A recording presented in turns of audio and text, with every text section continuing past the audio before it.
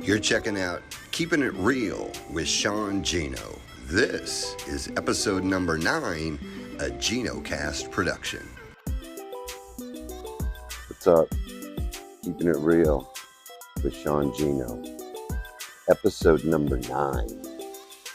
And this is going to be titled, I guess we'll do What Happened After Summer. Because it's just basically a recap of everything that kind of had been going on last fall, in the winter, and all the way through the summer. And so just thought I'd show you a little bit of what I'm checking out here. It's pretty cool. And so, man, a lot of people ask me, like, why don't you do your podcast in a studio? And I'm like, for real? Like, what better vibe and place to come down and, like, do your podcast than a nice, chill spot like this? And so, what I usually do, what I'm going to go do now, I'm going to find me a little spot to set up, and then shit, we'll get going. But I might be able to walk fast enough here for a minute. Man, this is pretty, you guys. Look at this, man. This is a great spot. So this is in Greenville, South Carolina. I think it's, man, Falls on the Reedy. Pretty sure that's what it is. But no, man, this is, who needs a studio for a podcast, y'all? When, like, I got all this. So, shit, you know, this is a much better vibe, man. So, let me go find a little spot, get set up. Shit, we'll get into it.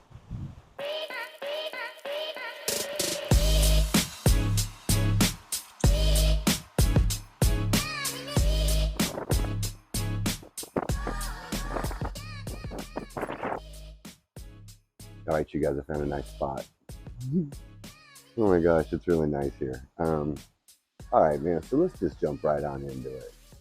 Because, you know, like I said, I was doing all of that gig work and stuff like that, and doing those podcast episodes. And what happened on those podcast episodes is I was able to reconnect with an old friend of mine. And, man, I hadn't seen him for a long time. But you know, Facebook friends and followers, you kind of follow, but you don't really connect. You know what I mean? And so we connected through the podcast.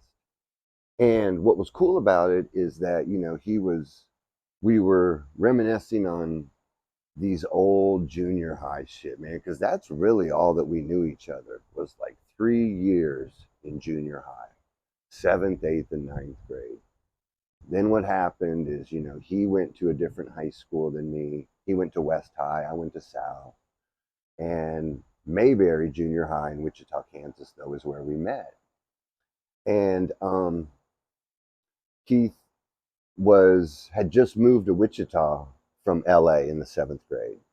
And so, and he was living with his dad. His dad had lived here. His mom was, you know, in California.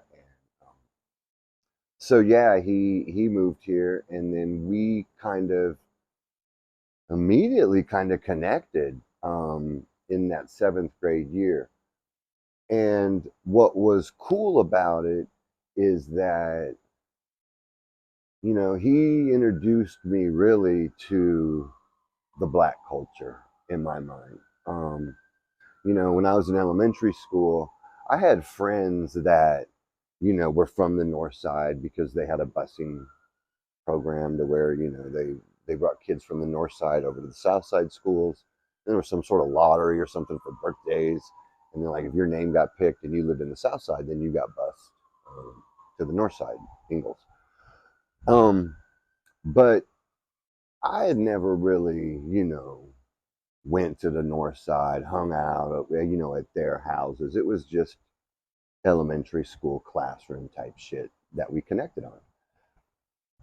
So when I met Keith, um, he really did kind of open the door for me, and kind of it was the first time that I went into the neighborhood, and he introduced me to a lot of people, and like, I don't know, he invited me to the barbecue, so to speak, and let me in.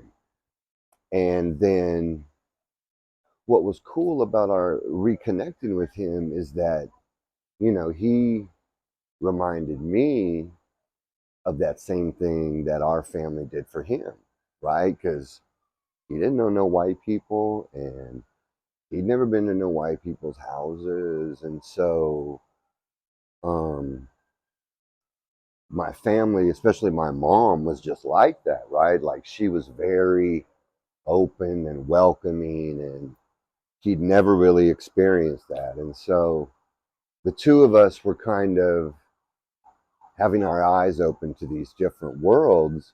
And yeah, man, so we reconnected, and started talking over the course of that late summer. And then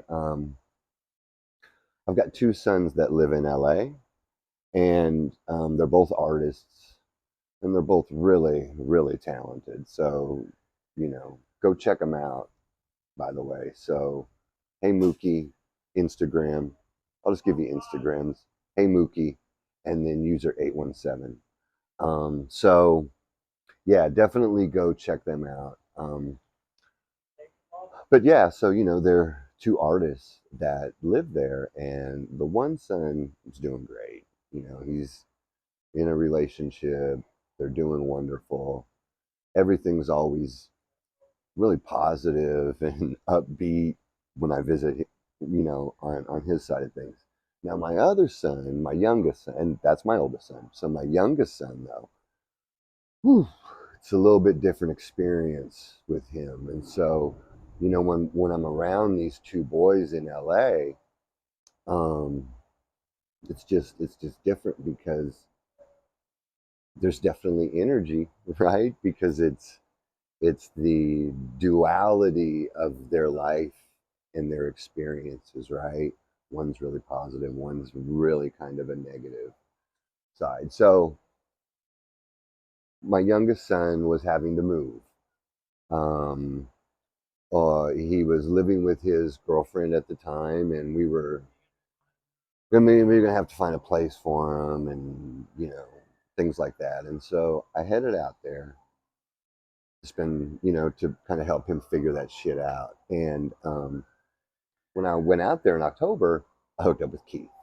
And so, like I said, man, I definitely had never been to his house. And man, we hadn't connected since probably his high school reunion. I think that he stopped by. And, man, you get a little audience here, man. I got a little audience going on here, which is a little bit different from my other podcast. But anyway, um, so yeah, I go out there to him because he had started a business, right? Oh, this is the other cool thing about Keith. So like, as soon as he graduated high school, I think he did some military time, but then he got involved in the correctionals facility in California, and not on the inside, on as a guard, and got involved in the wildfire side of things, which is cool, man, because I think like he was able to like really be out in the wilderness with these inmates, and really, you know, give them nature and not such a closed structure. And um, so, he did that for years, and dude was able to retire, man. So like, Keith was able to retire, and he's definitely not the type that's going to be like chilling. So he started this new gig, and his new gig was a moving company, and he needed a website and all of that. And so, yeah, man, we connected, went out there, and we built this website together. And, then as I'm there, we start talking about like all this art stuff that we connected with, and this creativity. And the love of music, and because we started going through some of the classes that like we would take together, and it was like woods and graphic arts and metals and choir and all of these artsy things that we still that still definitely resonates with us. And I know with our kids, both of our kids, and he's got kids, I got all of that shit. And so I think that is really cool that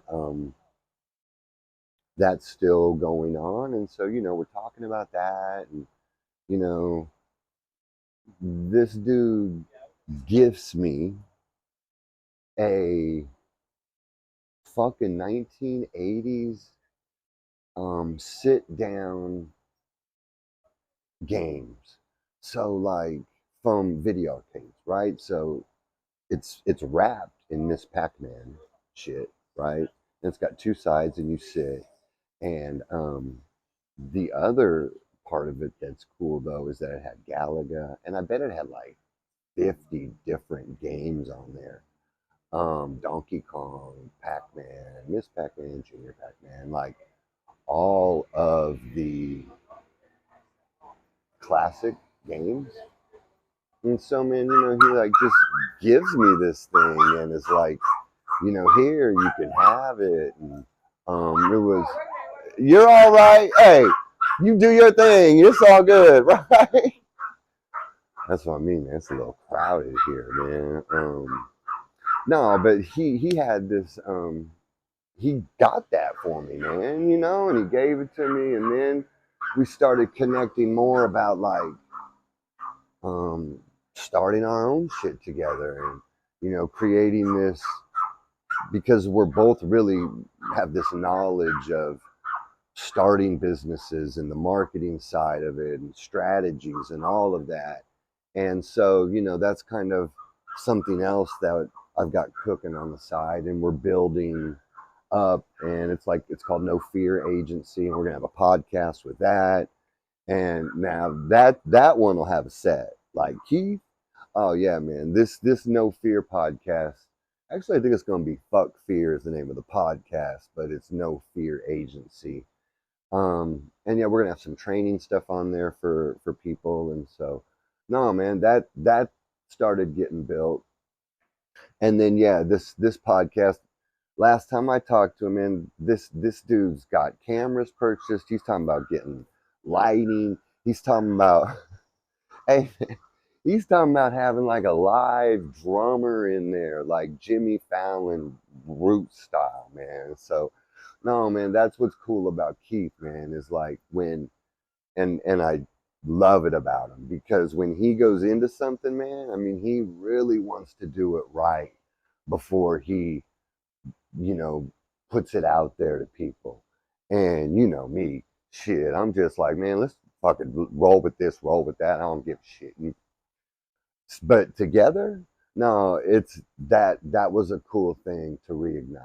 And so yeah, man, that happened in November or in October, and all of that momentum is still going, even to where we got another thing coming on. So he's got his Real One moving company. So yeah, shout out Riverside Inland Empire area. You need moving, junk hauling, any of that.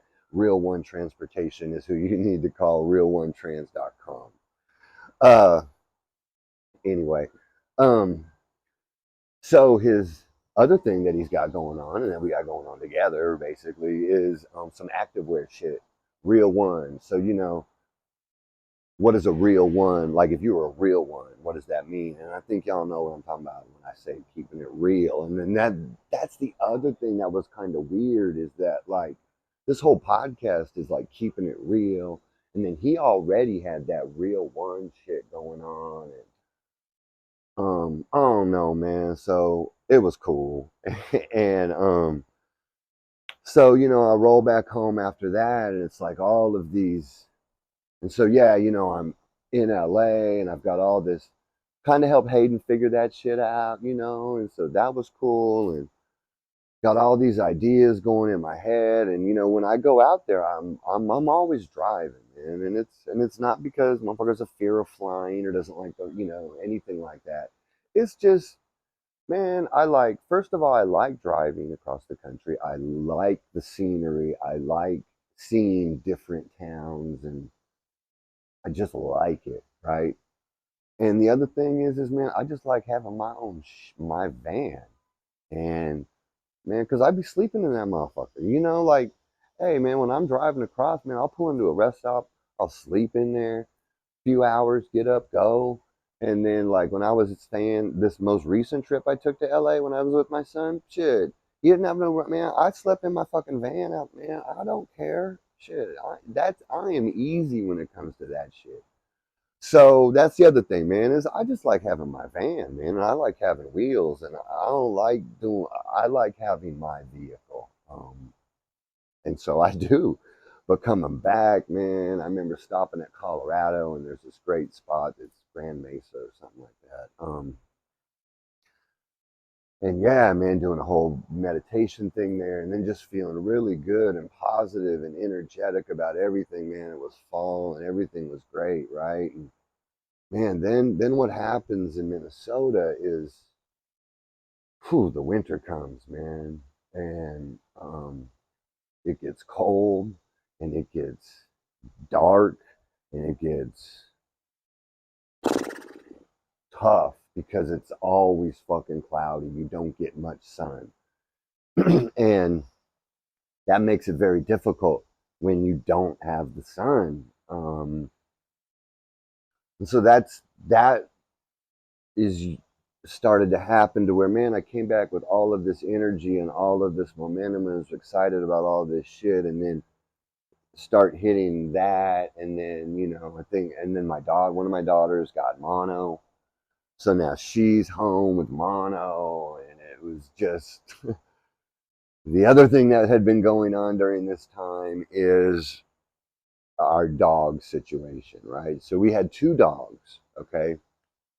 We had a Lhasa and a Shih Tzu. The Lhasa, his name was Rocco, and he was a COVID dog, okay? So during COVID, we got Rocco because the girls did this whole presentation about how they want a dog, and presented it to us and how they're going to take care of it. And since we're all locked up inside, this will help them through the blah, blah, blah, blah, blah. And they did all right. I'm not going to, but some of the things they promised, yeah, I mean, anyway. So we got Rocco, right? And Rocco was great. Like, it was awesome. There were no problems. Everything was good. And that was in the summer of 2020. So then we come around to May of 2021. And we're out with a walk with Rocco, and this guy comes up, and he's like, hey, we have a dog, we have this puppy that we don't want. Would you be interested in seeing him? It's a little Shih Tzu, and his name is Oreo. And so me, I wanted to keep walking. I was kind of like, I was kind of starting to walk away, like, no. But my wife, uh, Lisa, anyway, wanted to go see the dog. And Hayden was with us at that time too. Yeah, he was with us. It was us three out just for a walk in the morning. And so we go check out the dog, and it is cute. And it's a little tiny Shih Tzu puppy. And it was just too much for them. Nothing was wrong with the dog or anything. It was just, they had got it. They had it maybe a month, and it was just too much work for them. And so they just wanted it to go to a good home. And so yeah, we took it home, and things were good then. We thought, hey, this will be fun for Rocco to have someone to play with, and they did, man. It was fine, right? Like, everything was good. Remember now, all these people are still in the house, though. I had my youngest son was there. I had a daughter that was still in high school, that had just graduated high school, that was still there. And then my two other girls. And, we worked from home. And so all of us were in the home, right? And so then what happened in the fall of 2021 was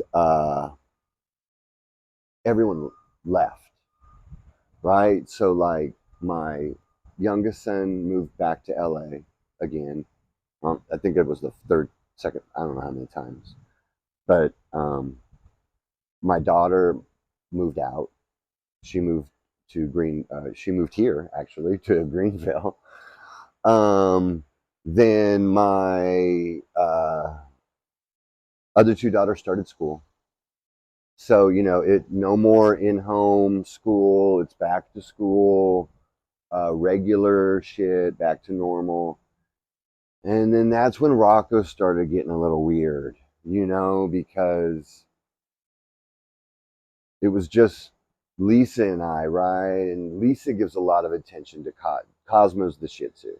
So it's Rocco and Cosmo. And so Cosmo got a lot of the attention from her, to where previous to getting him, he got some attention from her. And now it's really a lot to Cosmo. And now that everyone's gone, you know, he got started getting a little weird and a little aggressive to people. And then as time, so now let's go all the way now, we're a year now after that, in this fall area, and it's really gotten worse, right? Like, he's attacked Lisa a few times. He attacked Mary Grace once, and a few times. It's just aggressiveness is just coming out, especially.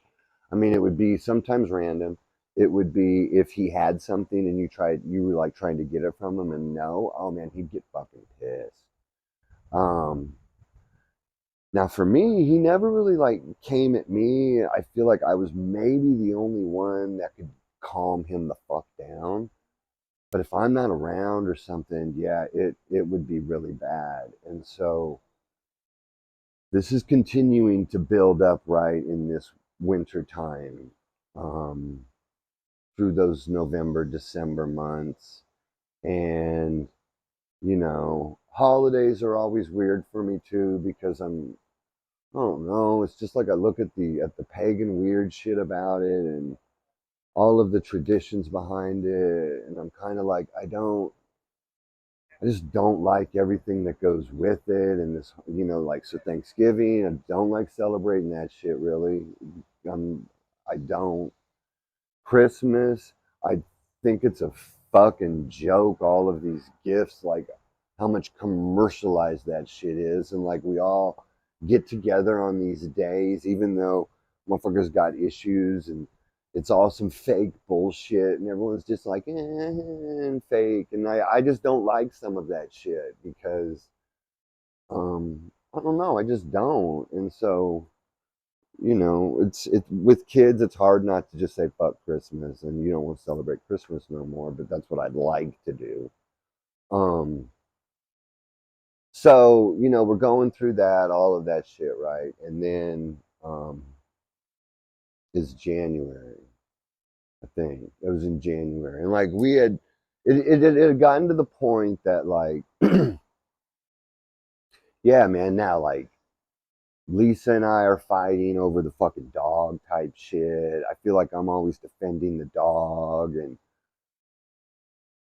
when something happens, my first reaction was always like, well, what the fuck did you do? Like, don't do, always like putting the blame and on them and type shit. And so,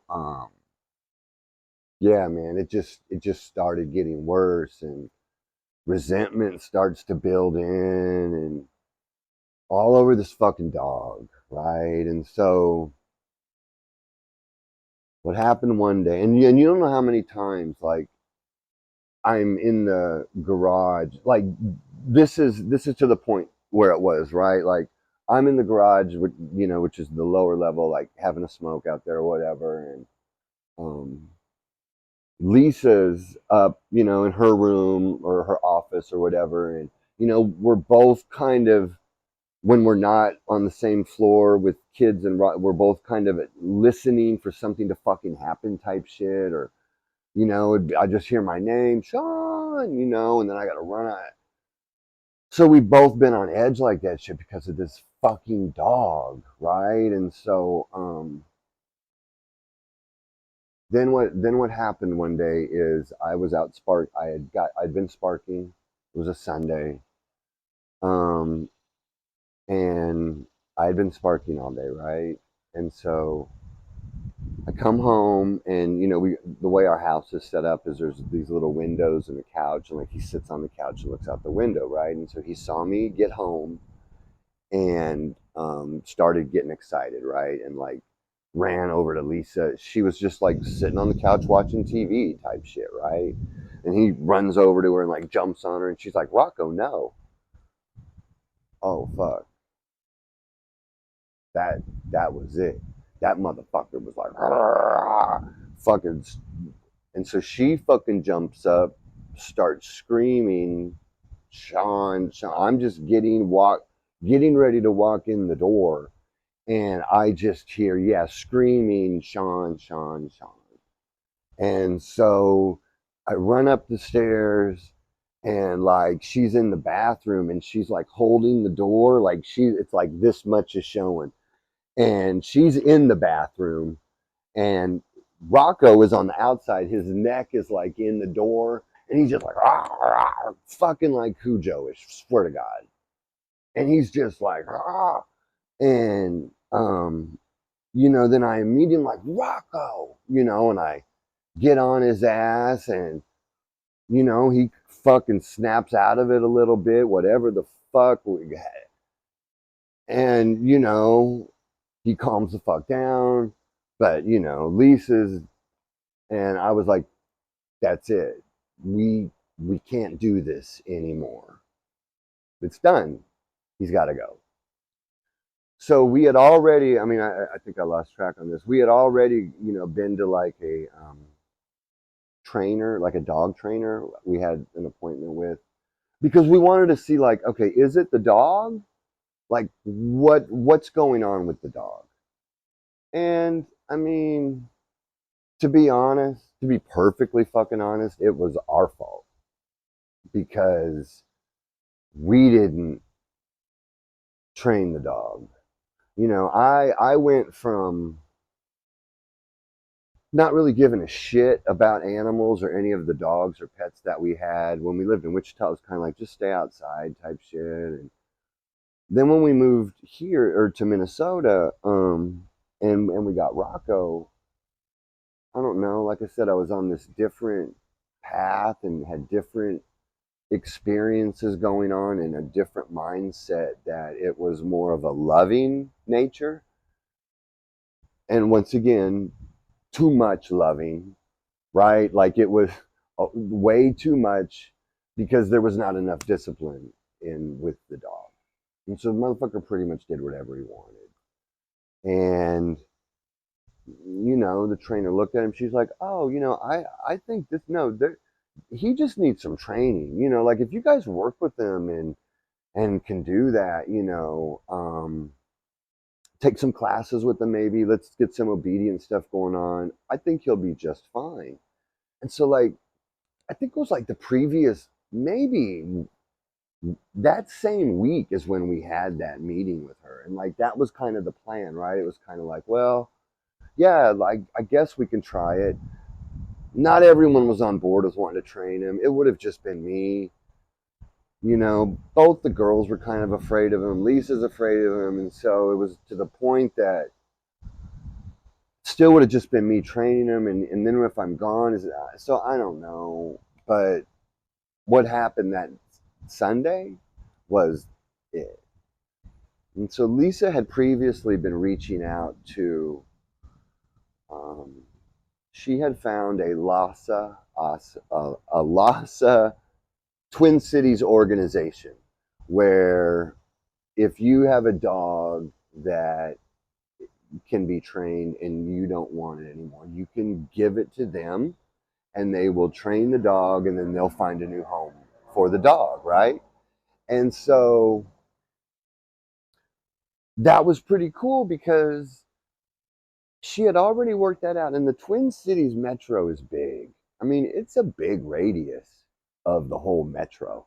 And so what was even weirder is the local Twin Cities Lhasa club was like only like 20 minutes, 15 minutes from our house. So it was in this neighboring little suburb, Cottage Grove. And yeah, that made it weirder. And the fact that Lisa had reached out like a month before, just feeling out, right? Because like I said, man, this had been going on a long time, and we were at the final stages of, I can't handle it anymore. So yeah, man, we go do that, and so she calls that night, and she's like, we're done. Can we bring Rocco over? And she said, yeah. Oh, trying not to cry because that was a tough night. That So my daughter and I, Mary Grace, we drove him over there, dropped him off and shit. And, yeah, man, it's still kind of hard because I did like that fucking dog, but he needed better, right? And so the good news is that, look, I mean, he got placed. They trained him. They gave us, like, the first couple nights, they were like, or the first few weeks, hey, giving us updates even, hey, he's doing great, just to let you know, all that shit. And so that was good. And then yeah, he got trained, he got adopted out to a family that he's gonna fit in perfectly with, because this Las Asa Club isn't gonna just be giving him to anybody. They screen everybody, and so that side of it was great. And then the other flip side is that then all of that fearful, anxiety driven energy was kind of out of the house too. And that was cool because everybody could kind of start healing from Rocco, right? And so we do that in January, and it's just Cosmo, and he's cool, man. I mean, what does suck is, like, the only downside of all of this is when Cosmo and Rocco were together, we could leave the house type shit, and we're not kenneler, we don't kennel them, so that's probably another strike against what we did. We just did everything wrong when it comes to how to raise a dog, I think. So whatever. But Cosmo was cool when it's just him and Rocco at home, right? And like they're just chilling. What would happen is, so what happened though is once Rocco left, man, this little dude didn't like being home alone. And so he just kind of freaks out, and I know he cries a lot when we're gone, and so I feel bad for that shit. So like that's maybe really the only downside. He's great though, and I think all of that part ended well. Right? Well, that's going to do it for this week's episode. Be sure to tune in next week. Give you January through who knows what we'll get through. But thanks again for tuning in to Keeping It Real with Sean Geno. Till next week, peace out.